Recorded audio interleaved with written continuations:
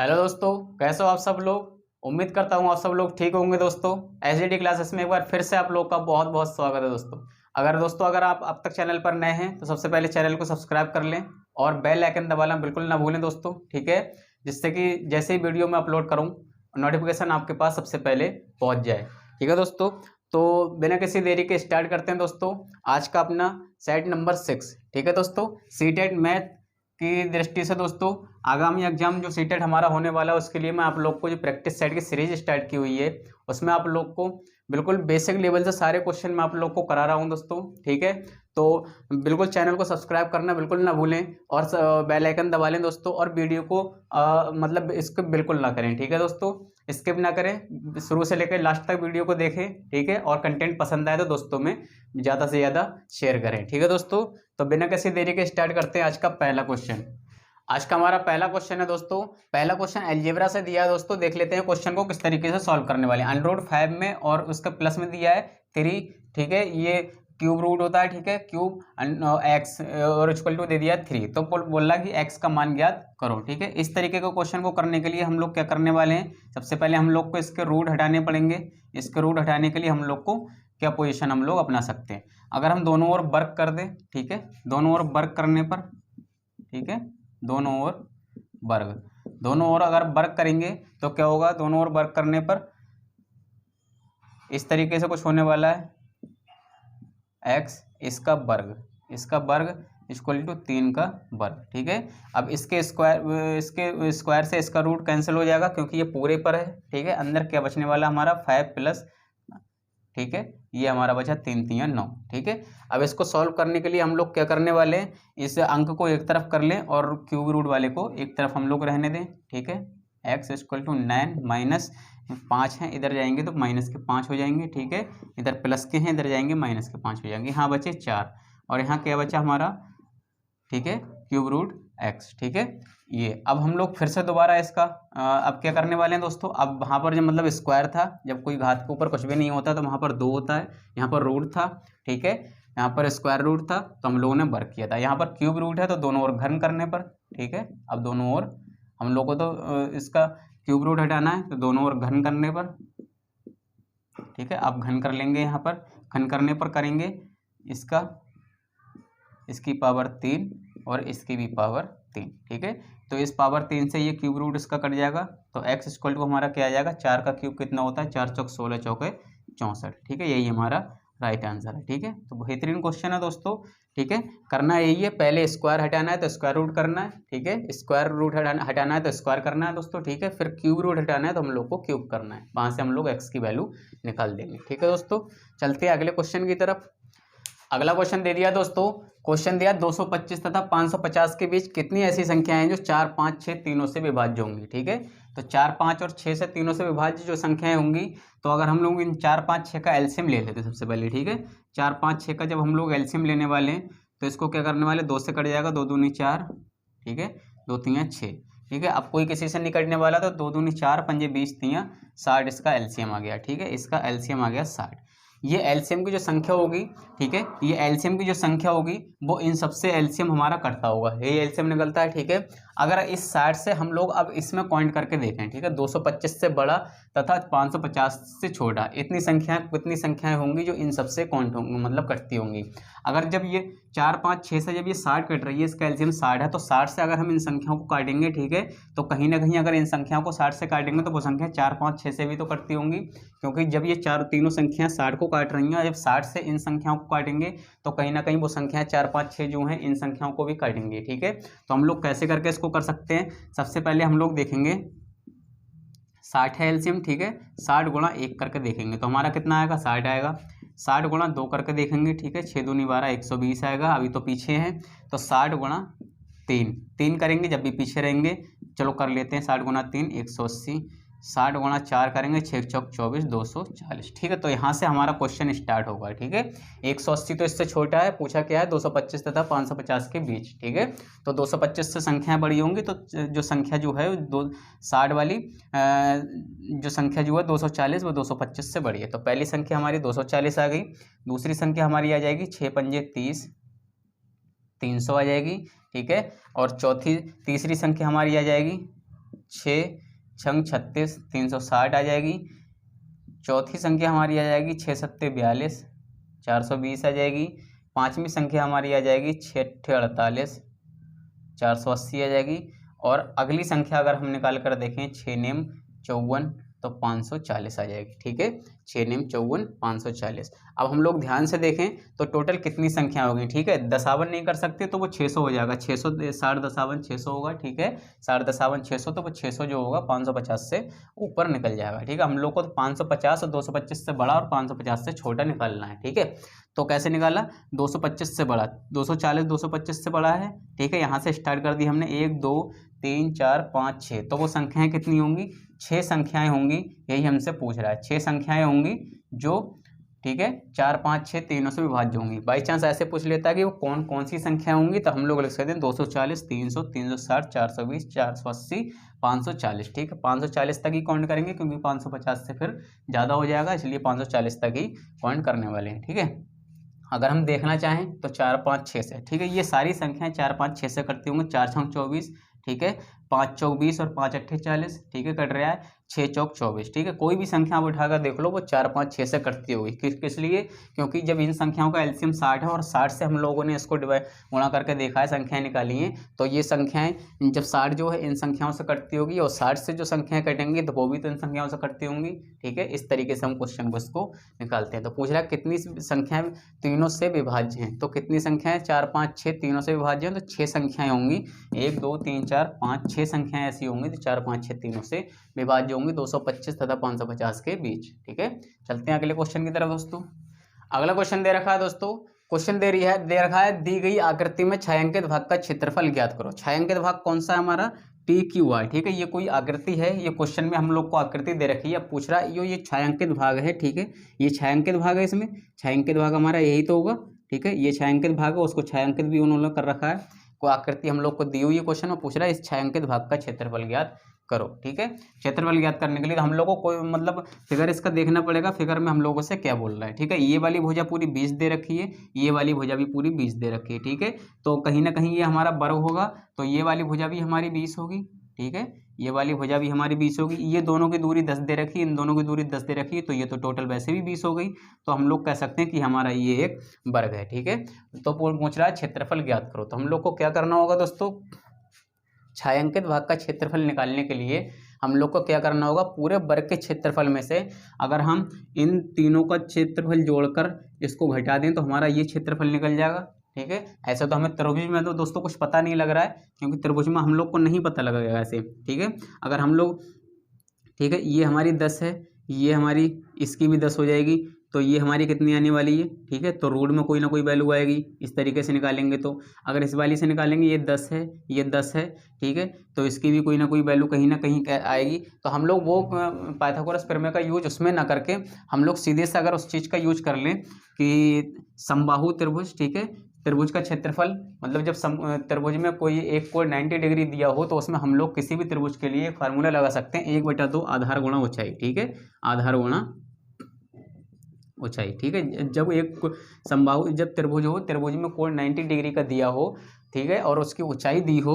ठीक है, कोण 90 डिग्री का दिया होने का मतलब यही होता है, 90 डिग्री का जब भी कोण दिया होगा तो वो उसकी ऊंचाई का काम करेगा कहीं ना कहीं। ठीक है, तो हम लोग इस तरीके से भी कह सकते हैं, या तो 90 डिग्री का कोण दिया हो या ऊंचाई दी हो। ऊंचाई दी हो जब भी 1/2 आधार गुणा ऊंचाई का लगा देंगे। ठीक है, आधार गुणा ऊंचाई का, और समबाहु त्रिभुज में 90 डिग्री दिया हो तब भी 1/2 आधार गुणा ऊंचाई लगा देंगे। ठीक है, तो इस फार्मूले से ही हम इस क्वेश्चन को सॉल्व करने वाले। छायांकित भाग का क्षेत्रफल पूछा है दोस्तों। ठीक है, क्वेश्चन को सॉल्व करते हैं। छायांकित भाग का क्षेत्रफल,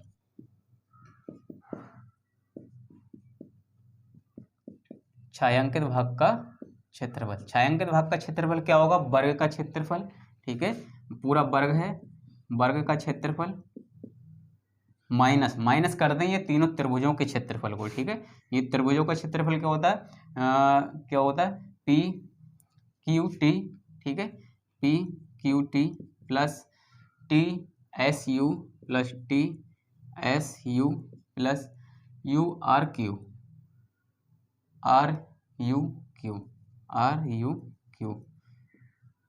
का क्षेत्रफल। ठीक है, इस तरीके से हम लोग लिख सकते हैं।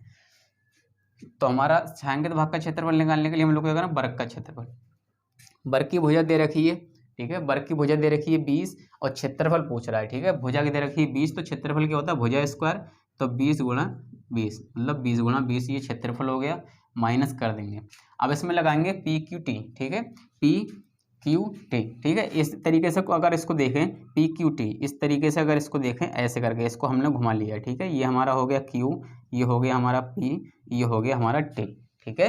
तो ये तो वैल्यू हमारी 20 है, ये वाली वैल्यू हमारी 20 है और ये वाली वैल्यू जो आधार हो जाएगा वो हमारी हो जाएगी 10, ठीक है। हम लोग को ये निकालनी है, हम लोग को जब हमें त्रिभुज में आधार, इस वाले त्रिभुज में पी क्यू टी में जब हमें त्रिभुज में आधार गुणा ऊंचाई दी होती है, हम सीधे से लगा देते हैं दोस्तों। 1/2 आधार है 10, ठीक है, आधार है 10 और ऊंचाई हमारी है 20, ठीक है, ये हुआ प्लस।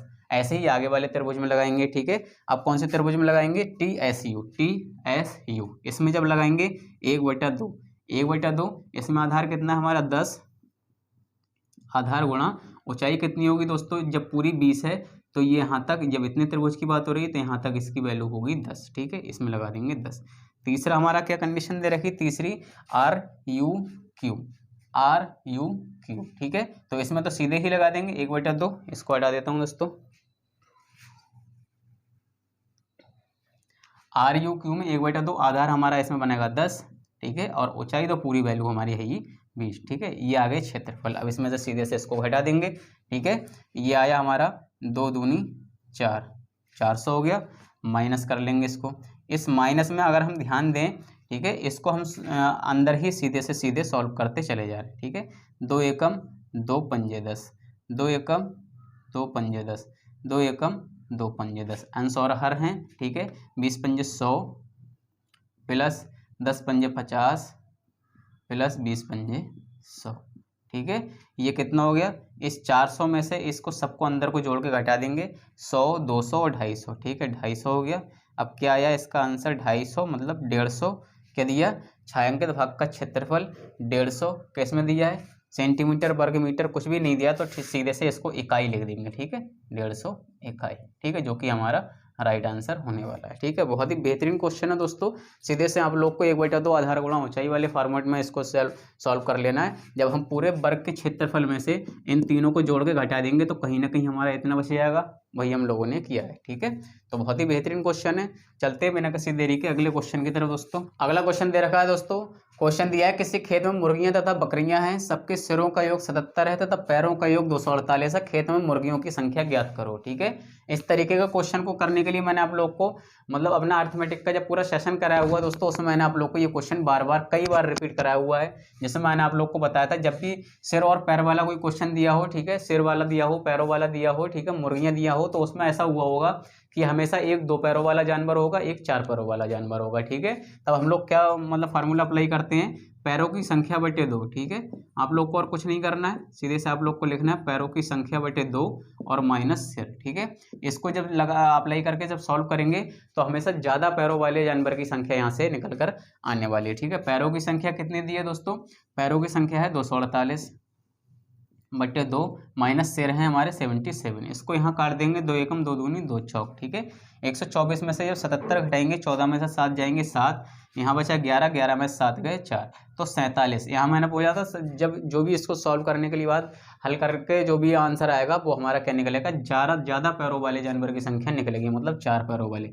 तो 4 पैरों वाले जानवर कौन है, बकरियाँ, ठीक है। तो यहाँ पर निकले 47 होंगी हमारी बकरियाँ, ठीक है।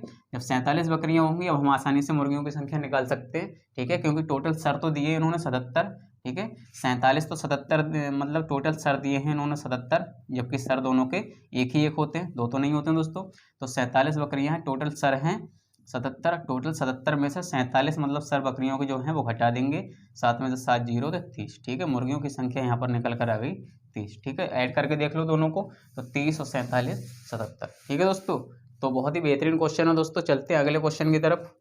अगला क्वेश्चन दे रखा है दोस्तों, किसी अर्धवृत्ताकार खिड़की का क्षेत्रफल जो है 49 सेंटीमीटर है, तो इसका परिमाप ज्ञात करो, ठीक है। अर्धवृत्ताकार बात हो रही है, तो सबसे पहले हम लोग जान लेंगे कि अर्धवृत्ताकार कैसा होता है, ठीक है। हमारा वृत्त तो पूरा ये होता है, अगर इस वृत्त को बीच में से आधा काट देंगे तो ये अर्धवृत्ताकार हो गया, ठीक है, अर्धवृत्ताकार हो गया। अब क्या पूछा है कि इसका परिमाप ज्ञात करो। ठीक है, तो आप लोग को कुछ इंपॉर्टेंट चीज़ जाननी होगी इसमें परिमाप ज्ञात करने के लिए। वृत्त का परिमाप, ठीक है, वृत्त का परिमाप क्या होता है दोस्तों? वृत्त का परिमाप क्या होता है? 2πr। ठीक है, परिमाप होता है 2πr, क्षेत्रफल होता है πr²। ठीक है, इसका क्षेत्रफल होता है πr² और परिमाप होता है 2πr। ठीक है, ये तो सिंपल सी चीज़ें आप लोग सब जानते होंगे। वृत्त का परिमाप होता है 2πr। ठीक है, ये तो हो गया वृत्त का। ठीक है, लेकिन बात कर रहा है दोस्तों अर्धवृत्ताकार खिड़की की। ठीक है, अर्धवृत्ताकार, जब अर्धवृत्ताकार खिड़की की बात पूछ रहा है तो अर्धवृत्त का परिमाप हम लोग यहाँ से निकालेंगे। ठीक है, अर्धवृत्ताकार खिड़की है और उसी का परिमाप पूछ रहा है, तो अर्धवृत्त का परिमाप जब निकालेंगे तो टोटल वृत्त का परिमाप का आधा कर देंगे। ठीक है, क्योंकि ये टोटल वृत्त का परिमाप जब 2πr है, ठीक है, और जब हम आधे वृत्त की बात करेंगे तो उसका आधा कर देंगे। ठीक है, तो यहाँ से 2 से 2 कटने के बाद हमारा πr हो जाएगा। ठीक है, ये तो हुई अर्धवृत्त की बात, मतलब यहाँ से लेकर अगर हम लोग चलते यहाँ तक, ठीक है, पूरा वृत्त हो गया। लेकिन हम लोग चले कहाँ से हैं दोस्तों? लेकिन हम लोग चले कहाँ से हैं? अर्धवृत्त की बात की हम लोगों ने, यहाँ से स्टार्ट करा है। ठीक है, और यहाँ तक चले हैं। ठीक है, मतलब यहाँ से स्टार्ट करा है और यहाँ तक हम लोगों ने निकाल लिया। परिमाप होता है πr। ठीक है, पूरे वृत्त का होता है 2πr। लेकिन कहीं ना कहीं अगर आप लोग देखें तो परिमाप निकालने के लिए, ठीक है, ये भी चीज़ तो हुई, ये भी तो हमारा बचा होगा जो हमारा d है। ठीक है, ये भी तो हमारा जो आधा कट गया बीच में से, ये भी चीज़ तो बची है। परिमाप मतलब परि मीन्स चारों ओर, माप मीन्स माप करना, चारों ओर की माप करना। ठीक है, तो इधर 3 साइड तो इससे कवर हो गई, एक साइड ये बची, इसकी भी तो हम लोग को माप करनी पड़ेगी। लेकिन ये हमारा होता है वृत्त का व्यास है पूरा। ठीक है, तो इसको हम लिख लेंगे d। तो परिमाप निकालने का, वृत्त का परिमाप निकालने के लिए इसमें d और ऐड कर देंगे। ठीक है, अब देख लेते हैं क्वेश्चन में क्या दिया, किसी अर्धवृत्ताकार खिड़की का व्यास दे दिया 49 सेंटीमीटर, तो इसका परिमाप ज्ञात करो। ठीक है, हम लोगों ने परिमाप ज्ञात करने के लिए हम लोगों ने πr + d का यूज कर लिया। ठीक है, परिमाप हम लोगों को ज्ञात करना है। पाई का मान हम सीधे से लगा देंगे, पाई का मान होता है 22/7 और r। ठीक है, व्यास दे दिया 49, व्यास दे दिया 49, तो r कितना हो जाएगा? 22/2 होता है। ठीक है, त्रिज्या बराबर 22/2 होता है, तो r की वैल्यू हम लोग लगा देंगे 49/2। ठीक है, और यहाँ पर हम लोग लगा देंगे पूरा का पूरा व्यास। ठीक है, इसको काटेंगे 7 × 7 = 49। ठीक है, 2 × 11 = 22। ठीक है, तो 11 × 7 = 77 हो गया, ये 77 प्लस आगे कितना बचा हमारा 49। ठीक है, इसको सीधे सीधे जोड़ देंगे, 11 × 7 = 77 बचा यहाँ से, और यहाँ बचा 49। 9 × 7 = 16 के 6, कैरी 1, 7 × 4 = 11 और 1 = 12। ठीक है, 126 क्या पूछ रहा है? वृत्त का परिमाप ज्ञात करो, तो सेंटीमीटर स्क्वायर। ठीक है, 126 सेंटीमीटर स्क्वायर आने वाला। 7 × 4 = 11, 110 और 7 × 9 = 7 = 16, 26, 126 सेंटीमीटर। ठीक है दोस्तों, तो बहुत ही बेहतरीन क्वेश्चन है दोस्तों। अब चलते हैं अगले क्वेश्चन की तरफ। अगला क्वेश्चन दे दिया दोस्तों बार फॉर्मेट वाला। ठीक है, 1.3 बार का मान ज्ञात करो। ठीक है, इस तरीके का क्वेश्चन मैंने आपको बार फॉर्मेट के लिए एक अलग से वीडियो प्रोवाइड कराया, आप उसको जाकर देख लें अगर यहाँ से कोई भी दिक्कत होती है तब। ठीक है, पहले तो मैं आप लोग को दिक्कत होने नहीं दूंगा। ठीक है, जब भी आपको 1.3 बार की डॉट में दिया होता है, बार का मतलब क्या होता है दोस्तों? मतलब 3 3 3 3 3 ऐसा कुछ आया होगा बार दशमलव के बाद में, तभी तो हम लोगों ने 3 के ऊपर बार लिख दिया। ठीक है, और ये दशमलव के बाद में 3 3 3 कैसे आया हुआ दोस्तों? अगर आप थोड़ा सा ध्यान दें तो हम लोग अगर इसको 9 से काटेंगे, ठीक है, 9 से ही क्यों काटते हैं? क्योंकि यहाँ दशमलव हटाते हैं बार के नीचे। चलो हम पहले सिंपल करते हैं, फिर आप लोग को मतलब और भी मतलब सिंपल कराता हूँ। ठीक है, इस तरीके का जब भी क्वेश्चन होता था हम लोग क्या करते थे? दशमलव हटाते थे, उसके नीचे हम लोग जिस दशमलव के नीचे 9 लिख दिया करते थे। ठीक है, 9 लिख दिया हम लोगों ने। अब जो हमारा जो संख्या थी, उस संख्या को पूरा लिखने के बाद में जिस संख्या पर बार नहीं होता था उसमें से 1 घटा दिया करते थे। ऐसा कुछ मैंने आप लोग को करा था। ठीक है, दशमलव हटाया, दशमलव के नीचे जिस संख्या के नीचे बार है उतने 9 लिख दिए, तो बार और दशमलव दोनों अपने आप हट जाते थे। ठीक है, हम लोगों ने दशमलव और बार के नीचे 9 लिखा। ठीक है, तो दशमलव और बार अपने आप हट गए। लेकिन पूरी संख्या जो है 13 है। ठीक है, दशमलव और बार के अलावा 13 है, तो 13 में से जिस संख्या पर बार नहीं है उस संख्या को उसमें से घटा देंगे, तो क्या निकल कर आएगा हमारा 12/9। ठीक है, तो ये हो गया 3 × 4 = 12, 3 3 9, यहाँ से आंसर हमारा आ गया 4/3। ठीक है, 4/3, ये तो हमारा आंसर आ गया। अगर आप लॉजिकली देखें दोस्तों, ये 3 बार किस तरीके से आया होगा कि ये जब 9 से जब 3 को मतलब मल्टीप्लाई करा होगा। ठीक है, जब 9 से 3 को मल्टीप्लाई करा होगा। ठीक है, जब 9 से 3 को करा होगा तो दशमलव लगाया होगा, 0 बढ़ाया होगा। 9 × 3 = 27, फिर 3 बचे, दशमलव तो है ही, 0 बढ़ गया, 9 × 3 = 27, फिर 3 बचे, 9 × 3 = 27, 9 × 3 = 27, 9 × 3 = 27, तो दशमलव के बाद 3 3 3 मतलब 3 बार हम लोगों ने लिख दिया। ठीक है, तो हम लोग यहाँ से लिख सकते हैं इसको 1.3/9। इस तरीके से हम लोग लिख सकते हैं इसको, ठीक है। या तो 1+3/9, एक हम लोग इसको कैसे, ये हमारा, इसको आप लोग एक बार वैसे समझें, ठीक है दोस्तों। ये 3 बार वाली पोजीशन है, इसको 1.3 बार जो है, ठीक है, हम लोगों ने 3 बार को तो 9/3 तीन जो बार है उसको तो हमने हटा देंगे। इसको अगर हम इस तरीके से कर लें 1+0.3 बार, तब कोई दिक्कत आने वाली है दोस्तों, ठीक है। ये तो रुपए हैं और ये दशमलव के बाद की वैल्यू है, रिपीटेशन वैल्यू, इसलिए उस पर बार लगा दिया, तब भी कोई दिक्कत नहीं आने वाली। तो इसको 1+ और 0.3 को तो मैंने आप लोग को बताया था कि हम लोग 3/9 लिख, इसको चलो अब सिंपल रह गया, इसको वैसे ही कर लेते हैं, जिसके नीचे बार है उसके नीचे उतना ही 9 लगा दो, ठीक है, बात खत्म हो जाती। 9 एकम 9 और 9 3 12/9 हो जाएगा, ठीक है। जब इसको सॉल्व करेंगे सही से तो तब भी हमारा वही आएगा, 3 चौक 12 और 3 3 9, तो 4/3 हमारा यहाँ से भी आया। तो क्वेश्चन को करने के बहुत सारे तरीके होते हैं, जो आपको अच्छा लगे, जिसका आपको सही से समझ आए उससे आप लोग कर सकते हैं, ठीक है। चलते हैं अगले क्वेश्चन की तरफ दोस्तों। अगला क्वेश्चन दिया दोस्तों, क्वेश्चन दिया 2 सेंटीमीटर, 3 सेंटीमीटर, 6 सेंटीमीटर के भुजाओं से कैसे त्रिभुज का निर्माण होगा। मतलब ये पूछना चाह रहा है कि त्रिभुज की प्रकृति क्या होगी, न्यूनकोण होगी, समकोण होगी, ठीक है, समबाहु होगी, विषमबाहु होगी, समद्विबाहु होगी, इस तरीके से पूछना चाह रहा है, ठीक है। न्यूनकोण समकोण नहीं दोस्तों, समबाहु, समद्विबाहु या विषमबाहु त्रिभुज होगा, इस तरीके से आपसे पूछना चाह रहा है, ठीक है। तो इसको हम कैसे करके पहचानेंगे, सबसे पहले हम देखेंगे सबसे बड़ी भुजा, ठीक है। सबसे बड़ी भुजा का पाइथागोरस प्रमेय का यूज करके देखेंगे, सबसे बड़ी भुजा का योग, ठीक है। सबसे बड़ी भुजा हम कर्ण जो होती है वही सबसे बड़ी भुजा लगाते हैं, ठीक है, इस तरीके से। और एक हम 2 लगा लें, एक 3 लगा लें, इससे डिपेंड नहीं करता कौन सी क्या लगाएं, ठीक है।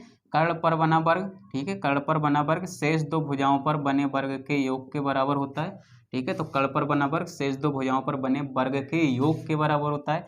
तो 6 छंग 36 हुआ, ठीक है, 2 दूनी 4 हुआ, 3 3 9 हुआ, तो 36 बराबर कितना हो गया, 9 4 13, ठीक है। तो ये पाइथागोरस प्रमेय से मतलब काम नहीं कर रहा है, तो हम लोग कह सकते हैं कि ये एक समकोण त्रिभुज नहीं है, ठीक है। तो हम लोग को समकोण त्रिभुज का ही डाउट था केवल, बाकी तो हम लोग सीधे से कह सकते हैं कि भुजाएं सारी अलग अलग हैं, ठीक है। तो ये विषमबाहु त्रिभुज होगा, लेकिन हम लोग को केवल समकोण त्रिभुज का डाउट था, इसलिए हमने पाइथागोरस प्रमेय का यूज करके देखा, तो वो भी हमारा यहाँ पर गलत हो गया, ठीक है। वो डाउट भी हमारा फिनिश हो गया। तो हम लोग कह सकते हैं कि भुजाओं से कैसी त्रिभुज की आकृति का निर्माण होगा, तो ये एक विषमबाहु त्रिभुज होगा, ठीक है दोस्तों, विषमबाहु त्रिभुज होगा, विषमबाहु त्रिभुज होगा, यही हमारा आंसर है, ठीक है। क्योंकि यहाँ पर 2 है, यहाँ 6 है, यहाँ 3 है, सारी भुजाएं अलग अलग हैं, तो कोई भुजाएं सब, अगर 2 भुजाएं बराबर होती समद्विबाहु हो जाता, तीनों भुजाएं बराबर होती समबाहु हो जाता, ठीक है। जब तीनों भुजाएं अलग अलग है तो विषमबाहु त्रिभुज का निर्माण हो गया, ठीक है। चलते हैं अगले क्वेश्चन की तरफ दोस्तों। क्वेश्चन दिया रोमन पद्धति में 98 को क्या लिखा जाएगा, ठीक है। अभी लास्ट वीडियो में मैंने, या सेकंड लास्ट वीडियो में आप लोग को रोमन पद्धति के बारे में समझाया था, ठीक है। कोई क्वेश्चन मिल गया, मुझे पता था दोस्तों इससे क्वेश्चन पूछता है, ठीक है।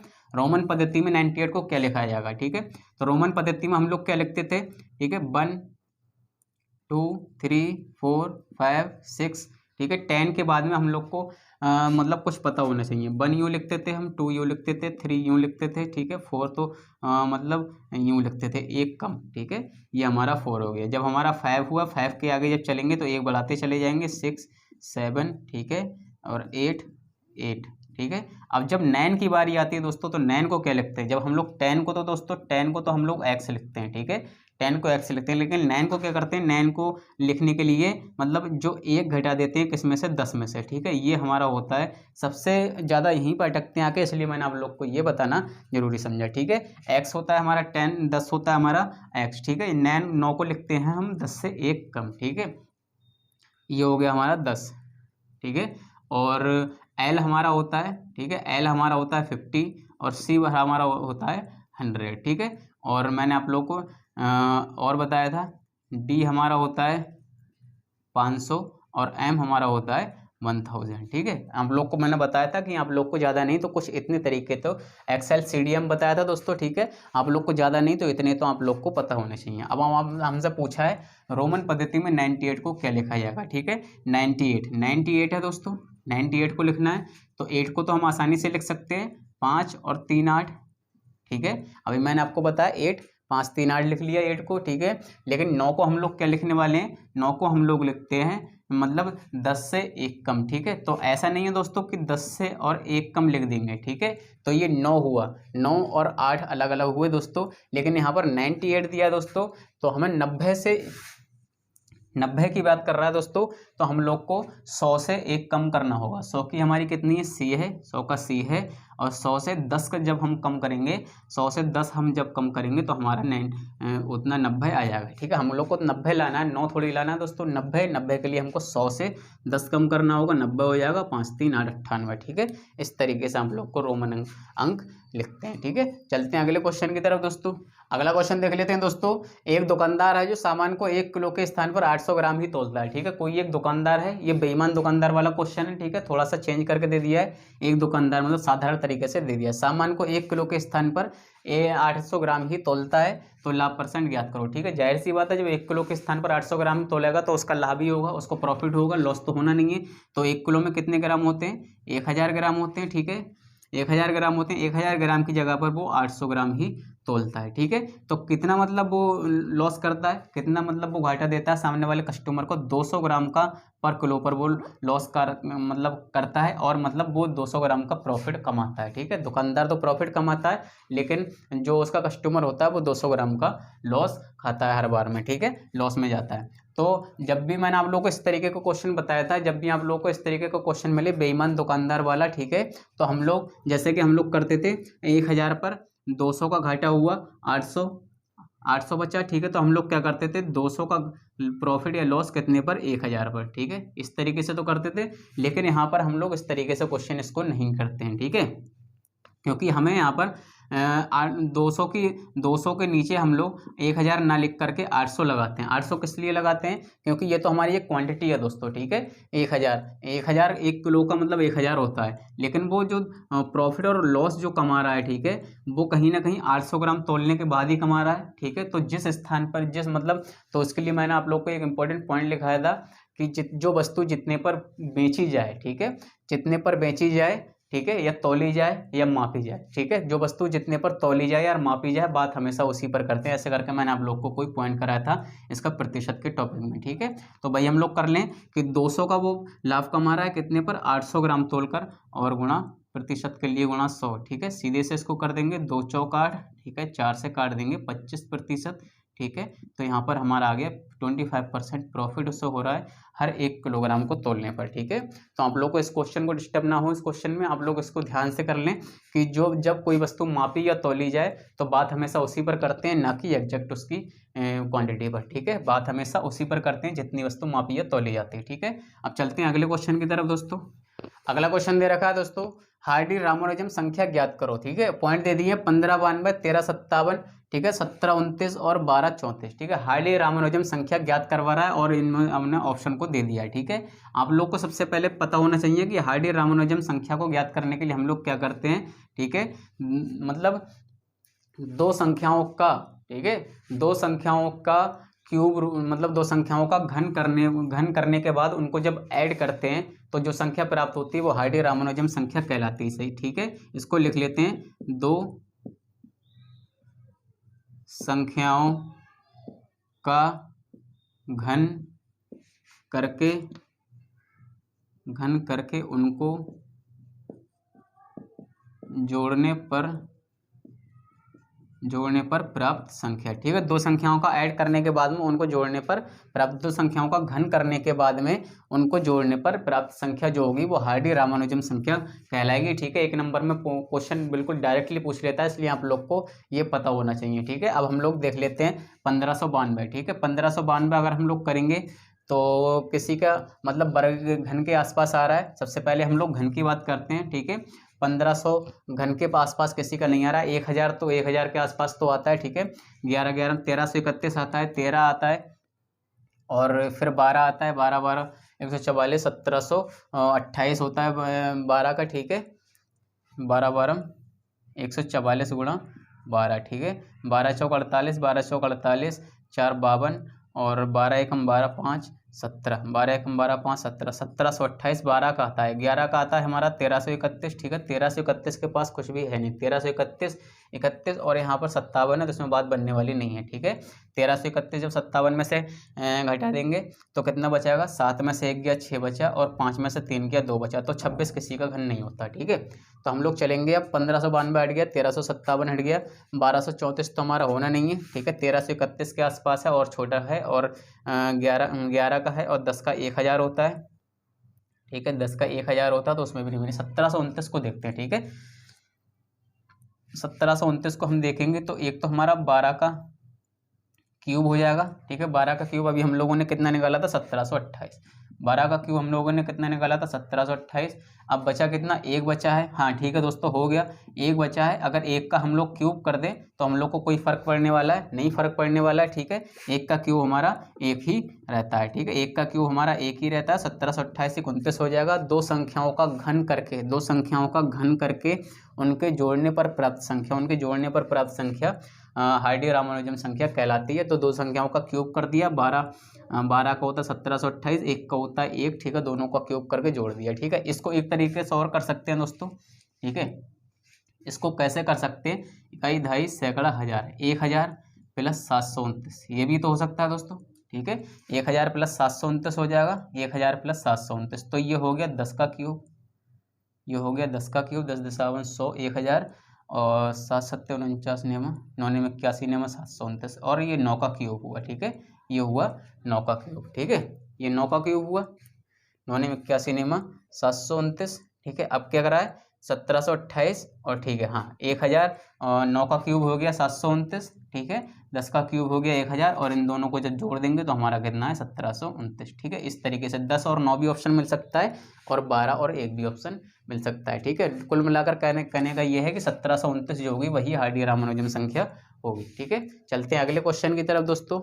क्वेश्चन दे रहा है दोस्तों, 4 अंकों की सबसे बड़ी पूर्ण वर्ग संख्या ज्ञात करो, ठीक है। इस तरीके का क्वेश्चन को आप लोग कैसे करके करेंगे, आप लोग को 4 ऑप्शन दे दिए होंगे, ठीक है। 4 ऑप्शन दे देता है, 4 अंकों की सबसे बड़ी पूर्ण वर्ग संख्या ज्ञात करने के लिए 4 ऑप्शन दे देता है, और आप सबको उसके फैक्टर करने पड़ते हैं, फैक्टर करते जाओ, फैक्टर करते जाओ चारों ऑप्शन के, तब जाकर कहीं एक ऑप्शन हमारा निकलता है, ठीक है। उससे हमारी समय की बर्बादी होती है, ठीक है। तो उससे हम लोग क्या कर सकते हैं, 4 अंकों की सबसे बड़ी पूर्ण वर्ग संख्या ज्ञात करने के लिए हम लोग क्या करने वाले हैं, आप लोग ध्यान से देखेंगे कि अगर हम 2 अंकों की सबसे बड़ी पूर्ण वर्ग संख्या निकालें, 2 अंकों की सबसे बड़ी संख्या क्या होती है, 99 होती है, ठीक है। 2 अंकों की सबसे बड़ी संख्या जो होती है 99 होती है, और इसका अगर हम वर्ग निकालें, इसका अगर हम वर्ग निकाल दें तो 99 का अगर हम वर्ग निकाल दें दोस्तों, तो मैंने आप लोग को वर्ग निकालना सिखाए हैं। सबसे पहले इसको 3 पार्ट में डिवाइड करो, पहले पद का वर्ग करो, 9 9 81, 81 का 1 हो गया, कैरी यहाँ पर आया 8, वो लिख लो आप यहाँ पर, ठीक है। अब आगे हम लोग क्या करने वाले, इन दोनों की गुणा करो और उसका 2 गुना कर दो, 9 9 81, 9 9 81, 81 का जब 2 गुना करेंगे, 2 एकम 2, 2 अट्ठे 16, 162 हो गया। 162 का हम लोग 2 लिख देंगे, 162 हो गया, 162, और 9 9 81, 81 दूनी 162, कैरी 8 थे, 162 और 8 कितना हो गए, 170 हो गए, 170 हो गए। 170 में हम लोग 0 लिख देंगे, कैरी यहाँ पर बचने वाला हमारा 7, ठीक है। जब हम लोगों ने यहाँ पर पहले पद का क्या किया था, 9 9 81 किया था, फिर दोनों का मतलब मल्टीप्लाई करके आपस में 2 से गुणा करा था, फिर डबल करा था। अब क्या करने वाले हैं, फिर से हम पहले वाले की पोजीशन अपनाने वाले हैं कि लास्ट दोनों, फिर इसका आप जब वर्क करेंगे 9 9 81 हो जाएगा, 81 में जब 7 जोड़ेंगे, 81 में जब 17 जोड़ेंगे दोस्तों, 8 और 9 1 8, तो ये आ गया हमारा 98, ठीक है। तो 2 अंक, जब 2 अंकों की सबसे बड़ी से बड़ी संख्या हमारी 99 है, ठीक है। जब 2 अंकों की बड़ी से बड़ी संख्या हमारी 99 है, तो क्यों ना हम उसी संख्या का वर्ग कर दें, तो हमारी 4 अंकों की बड़ी से बड़ी पूर्ण वर्ग संख्या मिल जाएगी। जब 99 है 2 अंकों की संख्या, तो 4 अंकों की सबसे बड़ी पूर्ण वर्ग संख्या हमारी यहाँ पर निकल कर आ गई 9801। जब भी आप लोगों से 2 अंकों की 4 अंकों की बड़ी से बड़ी पूर्ण वर्ग संख्या पूछे, तो आप 2 अंकों की संख्या का वर्ग, 2 अंकों की सबसे बड़ी संख्या का वर्ग निकाल लें, तो आप लोग की पूर्ण वर्ग संख्या मिल जाएगी, ठीक है दोस्तों। अगला क्वेश्चन देख लेते हैं दोस्तों। क्वेश्चन दिया, दूध व पानी के 30 लीटर मिश्रण में दूध व पानी का अनुपात 7:3 है, ठीक है। मिश्रण कितना है, 30 लीटर है, और दूध और पानी का अनुपात दे दिया 7:3। इसमें कितना पानी और मिला है कि मिश्रण में 3:7 का अनुपात हो जाए। ठीक है, तो सबसे पहले हम लोग को एग्जैक्ट वैल्यू पता होनी चाहिए कि कितना दूध कितना पानी है, तभी तो हम उसमें कुछ मिलाएंगे घटाएंगे, जिससे कि हमारा अनुपात इतना पता चलेगा हम लोग को। ठीक है, तो हम लोग का क्या दिया है, दूध और पानी का अनुपात कितना दिया है, 7:3, 7:3 दिया है। ठीक है, और टोटल कितना दिया है, 30 लीटर। ठीक है, इन दोनों को जोड़ दें कहीं ना कहीं, तो 7 3 10 हो गया। अनुपात के लिए हम ए लिखते हैं और ये बराबर होगा 30 के। ठीक है, तो 10 3 30 हो जाता है, ए अनुपात की वैल्यू आ गई हमारी 30। ठीक है, ये कैसे किया, ये लोग आप लोग को जानते होंगे। दोनों का अनुपात दिया 7:3, मतलब जो उनको जोड़ होगा, योग होगा, वो टोटल 30 लीटर के बराबर होगा। तो इस तरीके से हम लोग इसको करते हैं। ठीक है, तो ए की वैल्यू यहाँ से 3 आ गई, तो यहाँ से हमारा आ गया दूध आ गया हमारा, और हमारा आ गया पानी। दूध और पानी का अनुपात, इसको हम इस तरीके से भी लिख सकते हैं। ठीक है, दूध को इस तरीके से भी लिख सकते हैं हम लोग, दूध और बटे पानी, अनुपात हो चाहे इस तरीके से हो, बटे में एक ही बात होती है। दूध हमारा कितना आने वाला है, दूध का है हमारा 7:3, दूध और पानी है तो 7:3 है, तो दूध हमारा आ जाएगा 7 3 21 लीटर, और पानी आ जाएगा 3 3 9 लीटर। टोटल कितना हो जाएगा, टोटल हो जाएगा हमारा 21 9 30 लीटर। ऐसा पूछ रहा है इसमें कितना पानी और मिलाएं कि मिश्रण में 3:7 का अनुपात हो जाए। कितना अनुपात हो जाए, 3:7 का अनुपात हो जाए या 3/7 हो जाए। और पूछ रहा है कि इसमें कितना पानी और मिलाएं, माना x लीटर पानी इसमें और मिलाया, तब मिश्रण का अनुपात 3/7 हो गया। ठीक है, इसलिए हम लोगों ने इसको दूध और पानी की एग्जैक्ट क्वांटिटी यहाँ से निकाली थी, और वो हम लोग को निकालनी भी पड़ेगी। ठीक है, तो हम लोग क्या करने वाले हैं, ऊपर के हैं 3 7 21, इसको हम लोगों ने काट दिया। इधर क्या बचा हमारा, 7/9 + x = 1/7। इसको जब सॉल्व करेंगे, क्रॉस मल्टीप्लिकेशन करेंगे, 9 प्लस का x बचेगा, यहाँ से 7 7 49 बचेगा। x की वैल्यू हम लोग निकालने वाले हैं, 49 - 9 कर देंगे, उधर जाएगा माइनस का हो जाएगा, तो यहाँ से आ गया 40 लीटर। ठीक है, जो कि हम लोग को पूछा गया है कि इसमें कितना पानी और मिलाएं, तो इसमें 40 लीटर पानी और मिलाना पड़ेगा दोस्तों, जिससे कि उसका अनुपात 3:7 के अनुपात में हो जाएगा। ठीक है, तो चलते हैं दोस्तों अगले क्वेश्चन की तरफ। क्वेश्चन दिया है प्रथम 49 प्राकृतिक संख्याओं का योग ज्ञात करो। बहुत ही सिंपल क्वेश्चन है। ठीक है, लेकिन आया हुआ क्वेश्चन है एवं प्रैक्टिस साइड में दोस्तों, इसलिए मैं आप लोग को करा रहा हूँ। ठीक है, प्रथम 49 प्राकृतिक संख्याओं का योग ज्ञात करो।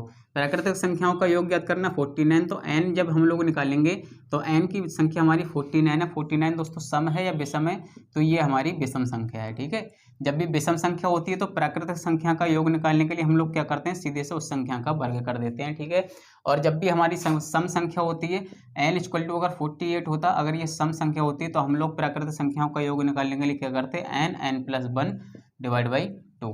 ठीक है, ये दोनों फार्मूले अलग अलग हैं, सम के लिए ये लगाते हैं, विषम के लिए ये लगाते हैं। तो हम लोग को फिलहाल तो हम लोग को प्राकृतिक संख्याओं का योग पूछा है 49 संख्याओं का, जो कि विषम संख्याएं हैं। अब 49 संख्याओं का जब हम स्क्वायर निकालेंगे, तो मैंने आप लोग को अभी लास्ट मतलब क्वेश्चन में स्क्वायर निकालना सिखाया है। स्क्वायर निकालने के लिए हम लोग क्या करते हैं, इसको 3 पार्ट में डिवाइड करते हैं।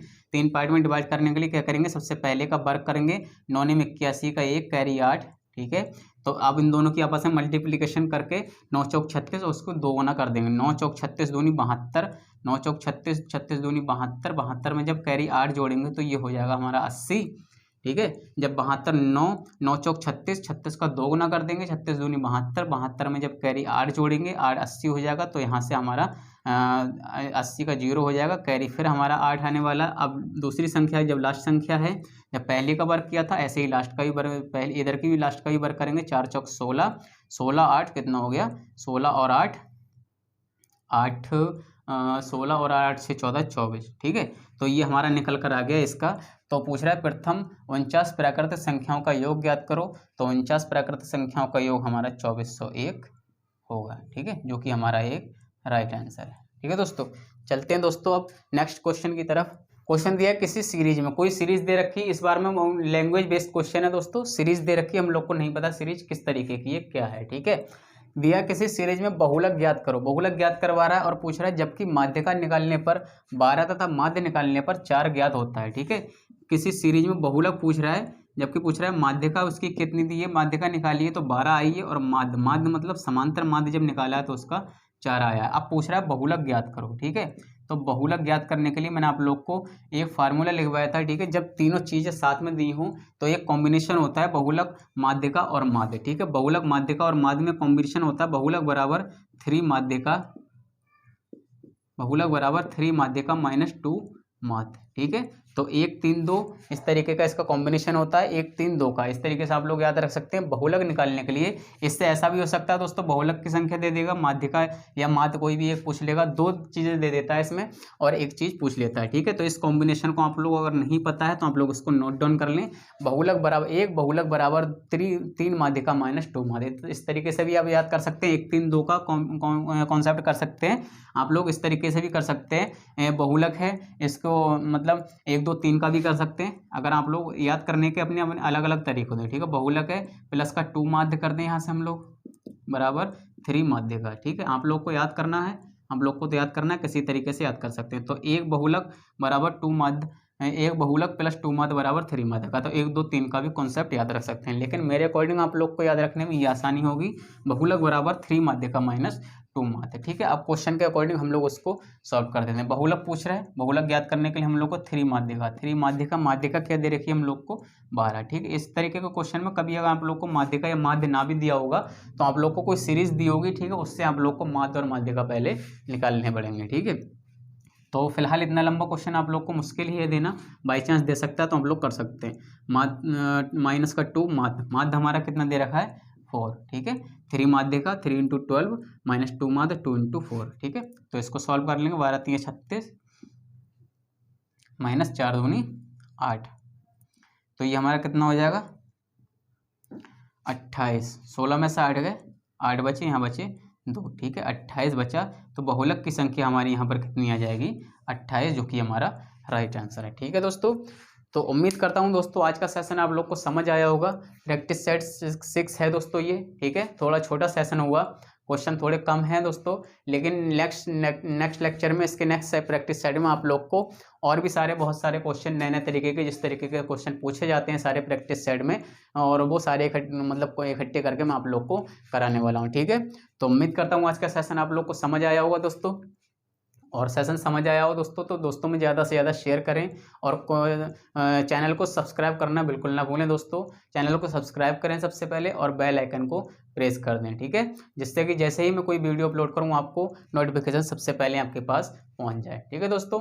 तो मिलते हैं दोस्तों नेक्स्ट लेक्चर में इसके नेक्स्ट सेट के साथ, नेक्स्ट सेट नंबर 7 के साथ, ठीक है। तब तक बने रहें चैनल के साथ। Goodbye and take care.